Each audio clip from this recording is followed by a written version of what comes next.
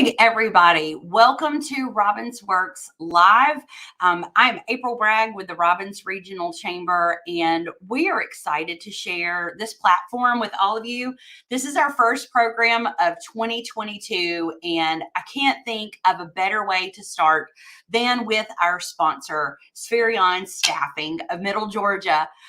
As many of you know, Robbins Works is all about connecting employers and job seekers, sharing industry trends, and providing access to resources for career opportunities. This shared resource provides engagement through our exclusive Facebook group, also called Robbins Works. Many of you may be watching from there, or our boss group, specifically for our business owner members of the Robbins Regional Chamber, or over on YouTube. But wherever you're watching, thank you so much for connecting with us. We would love for you to join our Robbins Works group, as it is a key component of our overall efforts in workforce development to make sure that we've got current job postings, as well as a place for individuals who are looking to talk about their skills and talents and needs are able to connect in that meaningful platform. In addition to the Facebook group, we also provide digital and print resources, as well as interactive programming like the one you're watching today. We appreciate you all for joining us in this timely discussion as we start 2022. But if you will, take a second, make sure that you allow StreamYard permissions, if that's an option in the group that you're watching from, and then drop us a line in the comments so we know that you're watching, and post any questions that you have throughout the program for our panelists to answer later today. Today, we are going to be talking about strategies to bolster your hiring efforts in 2022. And we have an industry expert with us today. I'm so excited to welcome Lynn Billing. Lynn is the Senior Vice President of Spherion Staffing and Recruiting. And with more than 25 years of experience focused on operational excellence, business development, and strategic leadership, she is truly a first-rate presenter, and I think you guys are in for a treat today. Lynn is a certified franchise consultant and bronze certified Sandler sales ambassador. She advises and supports Spherion franchisees across the U.S., helping them achieve their goals and aspirations to drive careers, grow business, and better the communities they call home. She is a seasoned staffing executive with a keen understanding of the U.S. workforce, and Lynn consults business leaders on how to become employers of choice, which is a big thing we're going to be talking about today, with today's candidates, no matter what changes are occurring in the marketplace. So with that, I want to welcome Lynn Billing today to Robbins Works. Lynn, thank you so much for joining us. Oh, you are so welcome. Thank you for having me. You know, it's always been a pleasure to be able to talk with this group. And I think in the past, I've shared research from Spherion's emerging workforce study, especially around the motivations and attitudes of employers and employees in context with job satisfaction, engagement, and retention. And this time I was specifically asked to share information with you about how to recruit and keep great employees, with specific emphasis on salary and benefits trends. And given how competitive the candidate market is today, I was not at all surprised that this is a topic that you all really wanted to talk about. Yeah, well, and I'm so thankful, Lynn. So I sent out an email reminder to our membership today, and I was, one of the things I said in there very candidly, whether you want to hear this program or not, you really need to, because, whether it's in conversations with industry professionals like yourself, a group of our chamber leadership just returned from the Georgia Chamber Eggs and Issues Breakfast in Atlanta, where the predominant part of the discussion, both around their efforts of the chamber, as well as a lot of things we're going to see legislatively and in policy over the next, 12 to 24 months, really centers around workforce and not just in the traditional sense. So I'm really excited. I've gotten a sneak peek at what you're going to be sharing today. And I really think it is, again, a message that everybody might not want to hear. But as you mentioned earlier, we are so very much in a candidate and employee centric marketplace and shift. And a lot of the policies and practices that we as employers have in place are antiquated and are not conducive to attracting and retaining the kind of talent that we need. So I'm very excited to hear from you today, Lynn. For those of you watching, the way this is going to work, I'm going to turn this over to Lynn, and she's got a slide deck. She's going to share with us with some really great data and statistics. All of this will be available in recorded form, so don't feel like you need to sit and take copious notes the entire time. This will be housed on our YouTube channel, so you can go back and watch. We'll be sending it out in an email, as well as some print resources that we're going to make available after the program. But I want you to just tune in and hear the spirit in which Lynn is delivering this really important content for you to think reflectively about your own organization, the challenges that you're facing, and if some of the strategies that she's suggesting today might just be what you need to implement in order to get and keep the kind of talent you need to fill the jobs you've got open today. So Lynn, I'm going to turn it over to you. Folks, you just comment with your questions, and Lynn will be able to see those throughout the program, and then any that we don't get to, we'll try to answer those at the close of the hour. So Lynn, the show is yours. All right. Thank you so much. All right. So as April mentioned, again, if you have any questions, any comments, just send a chat, and between the two of us, we'll do our best to respond promptly. So has anyone who've joined us today not been experiencing fierce competition for workers in Middle Georgia? And would anyone disagree that the workforce competition is just downright fierce? Yeah, I didn't think so. So what you see here is just a snapshot of company logos or larger employers that are all vying for the same employee pool that we all are in Middle Georgia. And these employers and many other employers, including all of you, are all competing for talent. And they may have, grass that sometimes appears greener. They may offer things like higher wages. They might have a really fast hiring process. They may offer sign-on bonuses. We've seen many of those in the $3,000 to $5,000 range, and just saw a couple days ago where the U.S. Army is now offering $50,000 sign-on bonuses. Some may offer climate-controlled work environments where, it's nice and warm in the winter months and cool in the hot, humid summer months. They may offer parental leave, sabbaticals, general PT or generous PTO policies, more holidays, and many other benefits and perks. But sometimes the grass isn't always greener. And the competition, may have a reputation for things like, limited HR support, or, higher turnover than what you might have, an employee burnout, due to a fast-paced, high-pressured work environment, may have a less than, desirable safety culture, may have, schedules or hours that aren't necessarily guaranteed, may have shifts and schedules that require a lot of overtime and weekend work. Companies may have, a poor reputation online, or maybe none at all. They might have a strict attendance policy, or simply a lack of schedule flexibility and not allow for remote work, or even a hybrid of, office and hybrid. And not that any of these factors that I just mentioned are bad or negative, or even that they're all highly desired by your candidates and current employees. But the key is to really understand, what your competition is offering, what's keeping employees working there, what's keeping employees at your organization, and what your candidates that you're trying to track and what your employees currently working for you want and desire. And I tend to use a lot of sports analogies. So here's my first one. Competition is fierce, and you need to understand what and who you're playing against and adjust your strategy.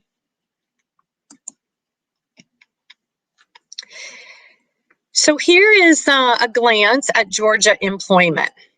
And, this data gives you an indication also of just how fierce the competition is. And there's many, many reasons. If you want to read a great book that was actually written back in 1997, predicting all the reasons for the worker shortage and other workforce challenges employers face today, read the book Workforce 2020 by the Hudson Institute.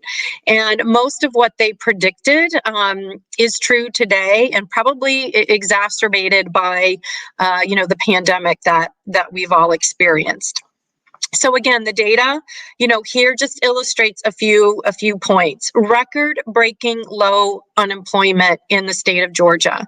And it's the first time that we've fallen below 3% since they started tracking back in 1976. Georgia has also experienced a record-breaking number of individuals in the workforce, and at the same time, a record number of job openings in the state. According to the BLS and the Georgia Labor Commission, it's well over 300,000 job openings. So again, talent, finding and keeping talent is a challenge. So here we are in January of 2022. So a new year, new beginnings, as well as, new fears. I'm sure you've all heard and read about the Great Resignation that's occurred over the almost 2 years now. Well, it is predicted to continue well into 2022.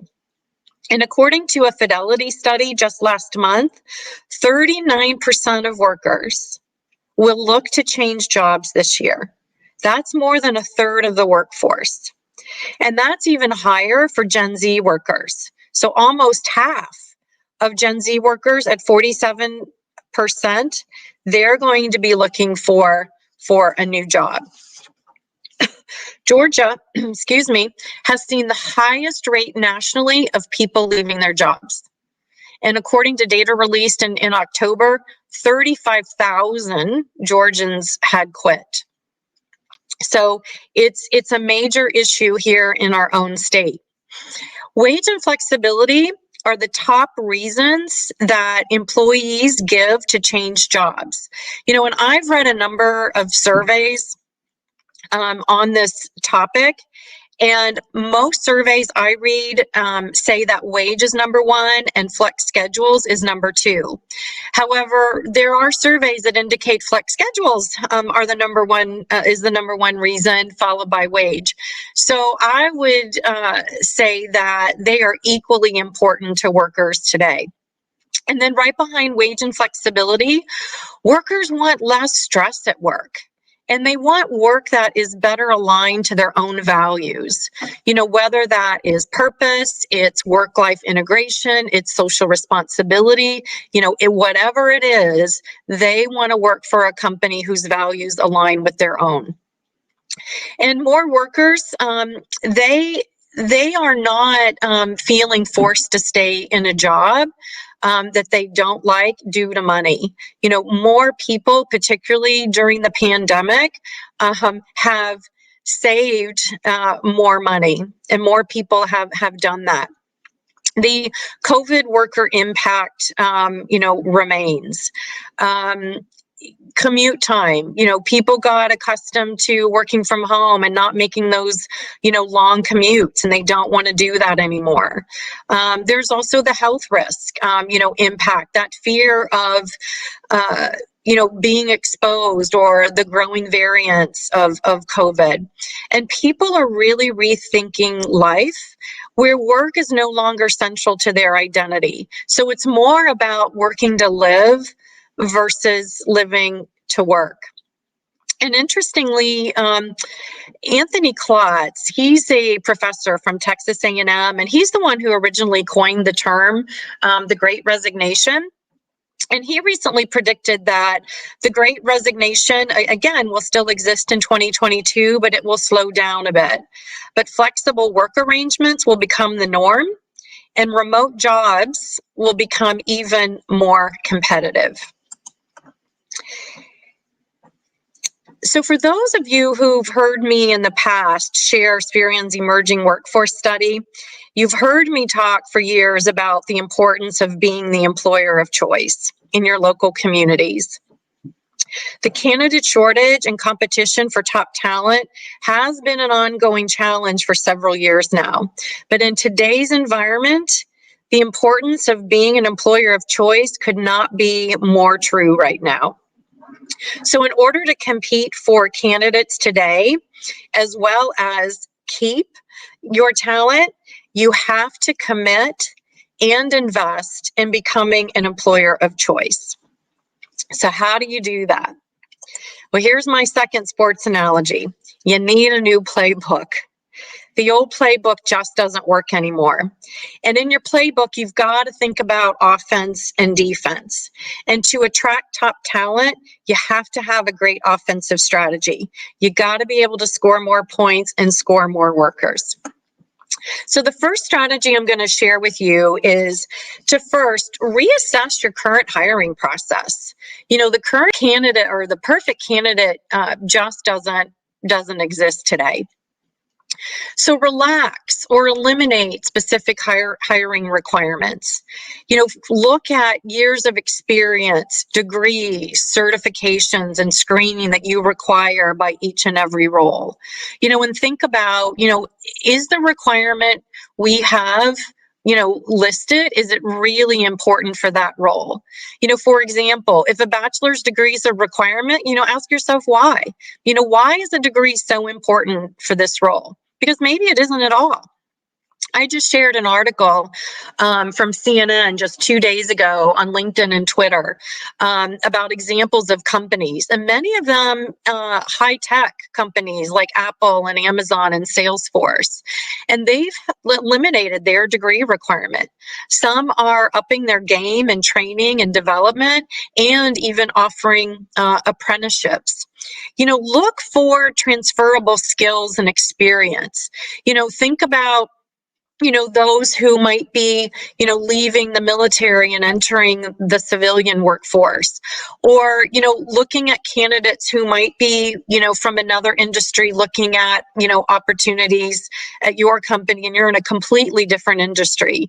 Look for transferable skills, whether, that might be communication skills or project management or analytical or leadership skills and experience. Even things like, individuals who, may work in a place where they're standing all day and your role requires standing all day. That's transferable. They're used to that. They're accustomed to that. Repetitive work. Even evidence that, someone is willing and able and ready to, to be a learner and learn new skills and gain new experiences. The other thing that you want to look at is, how easy is it for your candidates to apply and interview? Make, fast decisions. This is so very important because if you're taking, weeks, in some cases, even a couple of days to make a decision, chances are that candidate's moved on and they have found something else. So how much time and effort and resources and money have you just wasted? So you want to speed it up. Take a look at your application. Is it possible to shorten the application itself? Consider self-scheduling of interviews versus that, going back and forth, trying to work with someone's schedule, a candidate's schedule and your schedule or your hiring manager's schedules. Allow candidates to self-schedule. Offer remote interviews. And just improve the communication throughout the process. Candidates want feedback. And they want to know status because again, if they're interviewing with you, chances are they're interviewing, with 10 other potential employers. Especially if you utilize a temporary or a flexible workforce, think about eliminating or reducing the number of pre-assignment start checks, like drug and background screens. And again, I'd recommend asking yourself, is it really necessary, for a particular job? And is it worth waiting the 3, 5, 15 days and sometimes even longer, in the case of a background screen, to come back? Only again to lose that candidate to another employer. And if you think back to a year ago, at the height of the pandemic, we saw thousands of companies across the country just completely do away with drug and background screens because it just wasn't possible. And, it worked then. And so, why not now? Other strategies that we're also seeing include second chance hiring. So those people who, might have been incarcerated, giving them a second chance, hiring refugees, those with disabilities, and even retirees, bring them back. This also isn't an immediate solution or a fix to the challenge we're facing today. It's more long term, but also consider partnering with your local high schools or middle schools, and begin that conversation with students about job and career opportunities right here in middle Georgia, and get them prepared later on for the real world of work. That's an investment that will also pay off for you down the road. Other things you can do is, look at your rehiring policy. When people leave you, and many will, tell them at that time that they are welcome back. Because the benefit then, to you is that you may get an great employee come back, and they bring, even more experience and perspective and best practices, from other companies and industries that can help you up your game. And you always want to celebrate and recognize those who do come back. Because, what we talked about earlier, sometimes the grass is just not always greener somewhere else. Ensure your pay is competitive. I mentioned that earlier. You want to do your research. Pay is still number one to attract candidates as well as to keep them. And you want to lead the way in offering competitive pay rates.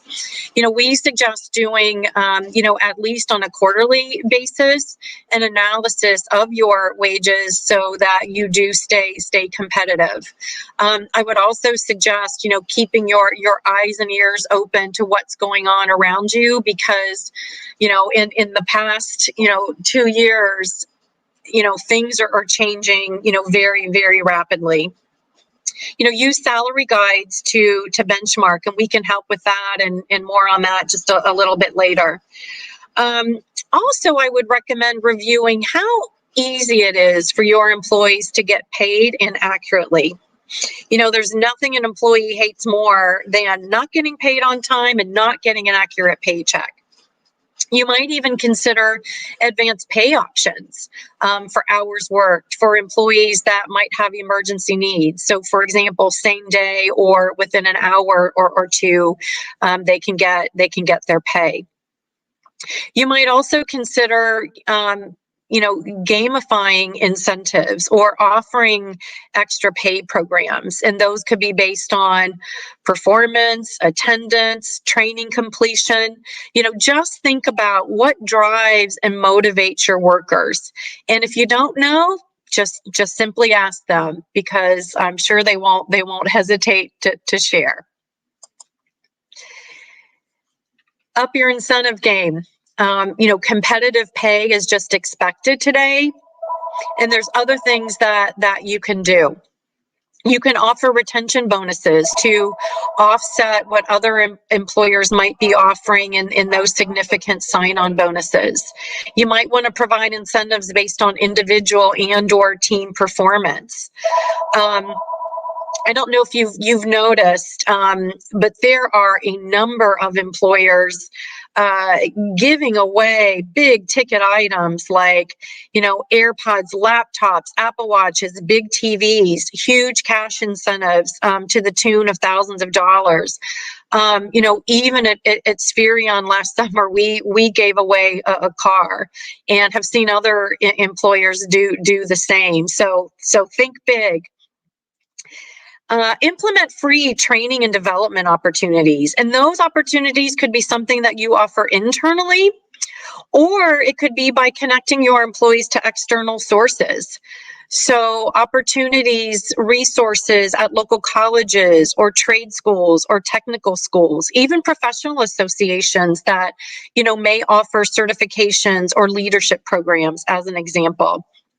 Again, recognize and reward achievements, skill advancement, advertise the fact, socialize it when someone gets a promotion.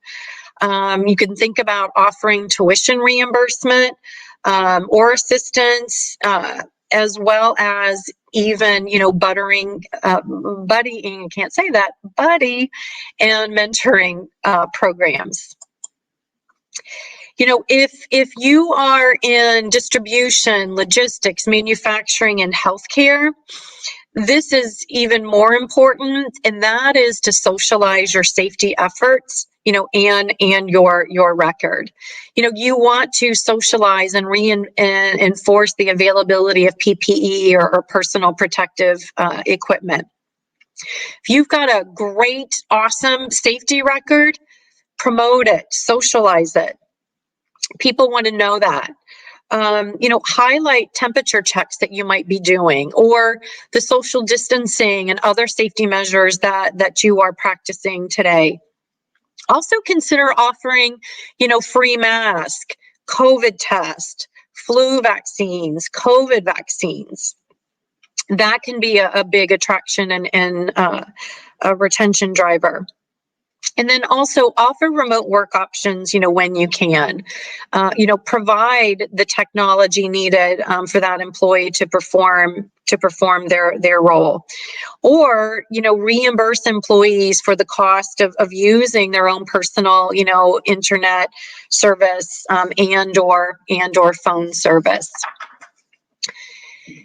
And this is another area that we've been talking about for many years now, and that is your, online brand reputation.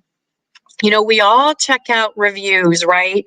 Before we go to a restaurant for the first time, or before we plan a family vacation or buy a new appliance. Well, candidates are doing the exact same thing. They're reading reviews. They're checking you out because they want to know what your customers, what your candidates, and what your employees, are saying about your organization. So request Google ratings, from your own employees and ask them to, add comments supporting that rating. Strengthen and manage your online employer brand reputation, to help you attract candidates. And that includes, Google, Glassdoor, Facebook, and any other sites that might apply to, your local community, Yelp or TripAdvisor are two examples I've seen. You've got to also actively monitor and respond to those reviews. And, encourage your workforce to leave honest reviews. And you know what? If a review's not so great, that's okay too.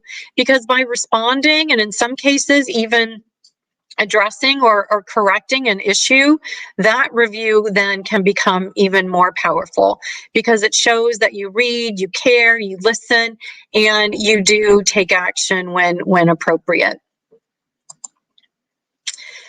In addition, specifically ask for Google ratings, because when you think about it, when most people do search, probably the vast majority are doing their searching, via Google.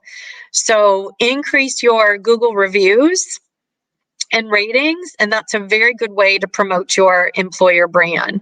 And you can, consistently communicate your positive ratings to your employees, to candidates, and even to your clients. It's kind of like that, hey, you don't have to, listen to me, but go online and look at, what people are saying and what ratings they're giving us on Google.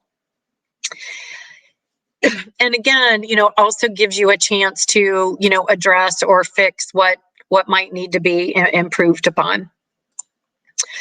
Okay, so let's switch now to the defensive strategy, because defense can be your best offense, and no team wins championships without a great defense. And I think we can just look to Georgia's football coach Kirby Smart in proving that is true. Defense is retention. You got to be able to keep those employees that you worked so hard to get. So do employees, really like coming to work every day? And this young lady that you see here seems to, because look at that big smile on her face. You want to show employees how their work contributes to the overall, company performance and company mission.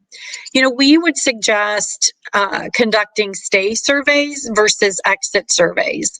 And what I mean by that is conduct stay surveys with those employees currently working for you to find out what is most important to them, what will keep them here working at your organization, and what might lure them away, so that you understand what those things are, so that then you can implement, improvements or strategies based on their feedback. You want to ensure too that your employees feel valued and respected by their, immediate supervisor, as well as, by your company overall. Surveys that we've conducted over the years have consistently shown that feeling respected and valued is in the top 3 reasons of why an employee will stay, or if they don't feel valued and respected, that they will leave. And you might also consider aligning retention rates with manager incentives. More retention efforts that you can, think about is again, building that atmosphere of respect, trust, and transparency. Encourage and listen to employee suggestions for business improvement, whether that's, formal, via suggestion, boxes, email boxes, or a way to submit those suggestions, or just by simply, asking in conversation. Appreciate, recognize, and reward team members, for their work. Sometimes just a thank you and a pat on the back, goes a long way. Add opportunities for fun, whether that's holiday parties, contests, sporting events, going to Topgolf. That's a great even outdoor activity you can do. I've seen, organizations have basketball courts at the workplace, ping pong tables, foosball tables, even an area where, they can do yoga. Provide whatever's important to your workforce. Celebrate wins and team accomplishments. Think about what team building opportunities you can offer, and, give workers time to connect and socialize, especially now when so many of us have, been homebound for so long that we all crave, time for that social interaction, even when we are at work. Another strategy, to consider and we recommend is focus on upskilling. That's a win-win for you and your employees. Find a way to help grow your employees' skills over time. Start, if you're not already, anticipating changes that might come in automation and technology that will impact, your roles, and start, providing training and development opportunities for your workforce now. Actively reward those who participate in upskilling, and then let people know about it. Don't let it be one of those, best kept secrets. And you have to make work-life balance a reality. And I actually use the term work-life integration, so that people are able to integrate their work life with their personal life, because let's face it, we all have personal lives, and no employee should have to be able to fight for this. And this is really something that employees of all generations have been demanding for 20 years now. So again, revisit your schedules, your shifts, minimum days required. Can you offer flex schedules or job sharing? That will also help reduce burnout, be it mental and physical fatigue.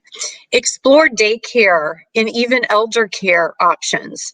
One of the reasons why, parents, particularly mothers, have not returned to the workforce is related to, daycare challenges and needs, and especially those that are having to attend school from home. So, think about giving them those options. Also encourage breaks. I think one of the things that we've learned too, especially a lot of people working from home, is that we don't take breaks. We eat lunch, as an example, in front of our desk, or in front of our computer, at our desk. But encourage those breaks, for lunch, or take a walk for 15 minutes, as an example, and come back. Also think about extending your holiday and vacation benefits to hourly employees and part-timers. Be flexible with schedules and shifts. As we talked earlier, if pay is number one, flexibility is right behind wage at number two, or maybe equally important. So again, explore flexible schedules and hours. Is it really necessary for a schedule to be 8 to 5, as an example? Why is that so important? Sometimes even a half an hour difference makes a huge difference to someone. And offer 8:30 to 5, or 9 to 6, or 7 to 4. Be flexible when and where you can, because it will vastly broaden your candidate pool and impact retention. Think about also adding job sharing shifts that might match school schedules for parents, or really anyone who might need a part-time schedule. Students, parents, or really any individual, even retirees, who may want part-time schedules. And consider moving employees to the shift that works best for them, whether that's first, second, or third. And one thing too that we see happen a lot that I don't recommend, and that is, if you have a first, second, or third shift, and you're only offering training on first, you're going to struggle recruiting workers who can, actually work second and third. So do offer training on the shifts or during the schedules when you need those workers. And again, allow employees to work remotely, whenever and wherever they can. So adopt that productive anywhere model, even if it's a hybrid, part-time in the office, and another portion of the time, being able to work remotely. It's very easy for many of us to do these days with our laptops and an internet connection. The other strategy is around your PTO policy. So would recommend that you revisit, what your current policy, is today. You might consider adding floating holidays that might be meaningful to employees, like a floating holiday to take their birthday off, or Veterans Day, offered to veterans. Providing paid time off for, community give back and volunteer activities. That's also so important to employees today, and we're seeing a number of companies increasing that option in their benefits. And again, don't forget to sell your brand strengths. Not only is it an offensive strategy, but it's also a defensive strategy. Weave the facts about your, attraction and engagement and retention content. So really promote the why your workforce loves working for you and your company.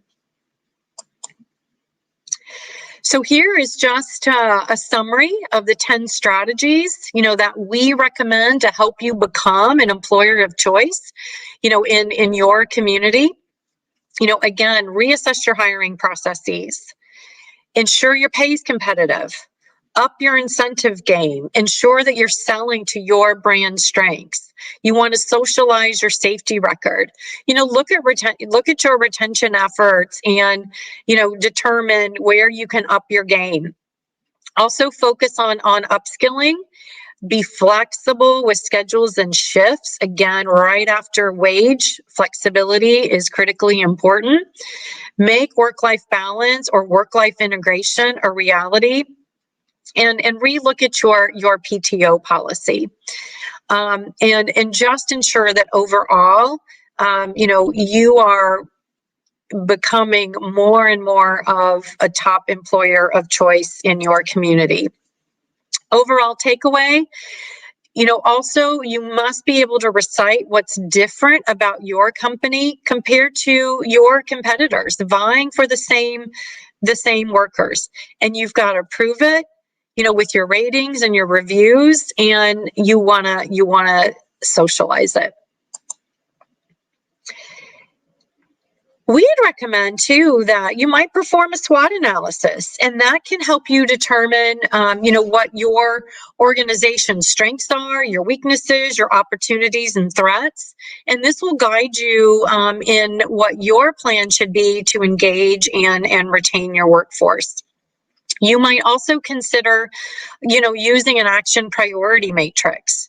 That will also help you identify what actions will have the highest impact with the lowest amount of effort for some quick wins.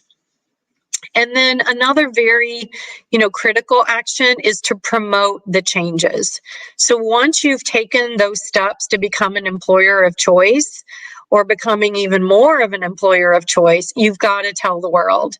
And you want to do that by updating your website. You might consider adding, banners to your homepage. You definitely want to post on social media. You want to also communicate internally, what changes and updates that you've made.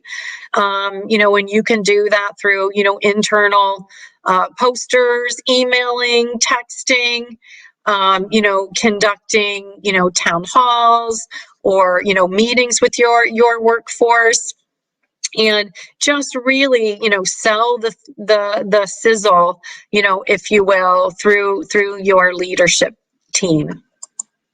I mentioned earlier that, Spherion could help you with assessing your current salaries to make sure that they're in line with the competition.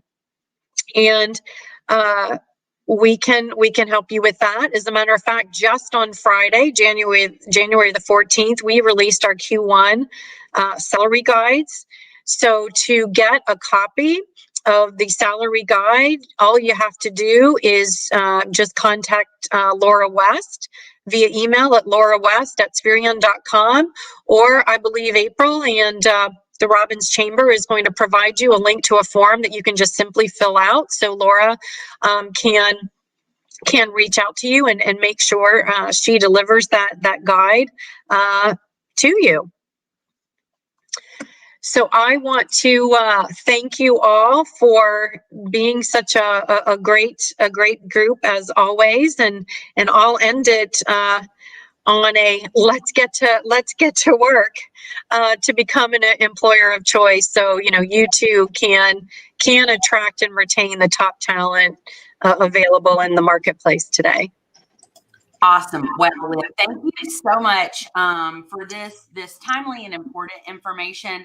I think for me, a big takeaway, and I think an easy way to kind of frame all of the different strategies are one, taking a hard look in the mirror and looking at not only your own practices and processes for hiring, but the way that we market ourselves, taking time to reflect on those ideal candidates that either didn't apply for our jobs or decided to go elsewhere, and then looking at those benefits or the scheduling or whatever it might be that our competitors or other industry peers or others in our market might be offering, that we could take that best practice from. So definitely some great data. I encourage you all either reach out directly to Laura West at Spherion.com, or you can click on the link provided that's scrolling at the bottom.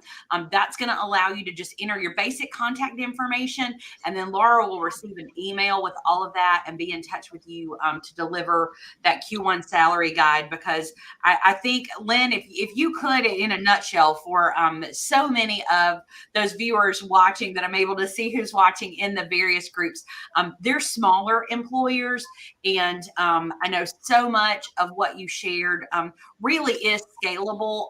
But for them, just looking at basics, is there if the one thing you could work on today, do you have recommendations for what that might be for just any company? Yeah, I mean, for any company, I think it's first and foremost to keep in mind that it's a candidate-driven market. And, you're going to have to be able to flex and adjust as much as you possibly can in order to attract candidates. And the more, rigid and strict and more of a traditional mindset that, one might have as an employer is not going to, help you attract candidates, and certainly not, not keep them. Yeah. So I would keep that in mind. Just, know what's happening, in the community. Keep your eyes and ears open. This is a hot topic right now, right? And it's not just, an HR, challenge or issue. Yeah. It's everyone's issue. And I mean, even 2 weeks ago, I saw an episode on 60 Minutes that was all about, the worker shortage, articles in, USA Today and, CNN and AP and the BBC. I mean, it's happening all over the world. So I would say just keep your eyes and ears open, know what's happening in the community, know what candidates, want, and need, and be flexible and scalable whenever and wherever you can. I mean, obviously you can't do every single thing that we talked about today, but only, if you only do a couple of those, it can make a world of difference. Yeah. And again, I would look at wages, incentives, and flex schedules. Flex schedules is number one to many people, even after wage. Absolutely. And I think, just as you said, general awareness of the marketplace and the needs of employees, but just listening and looking, being observant about what those who are successfully hiring, successfully retain, what strategies they're leveraging, and really looking, instead of the, definitive no, because we've never done it that way.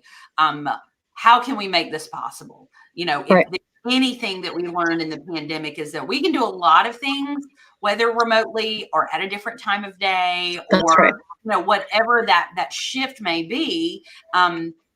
It's made a lot possible that was not previously considered. But how many of us have actually updated our hiring practices to be reflective of those changes? So I think the information Exactly. is so timely.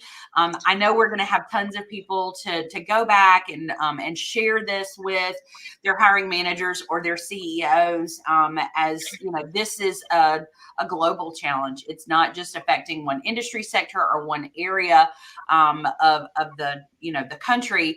This is something that has a lot of ripple effects. I mean, I sent an email out this morning about not being able to find chicken in the grocery store. Yeah.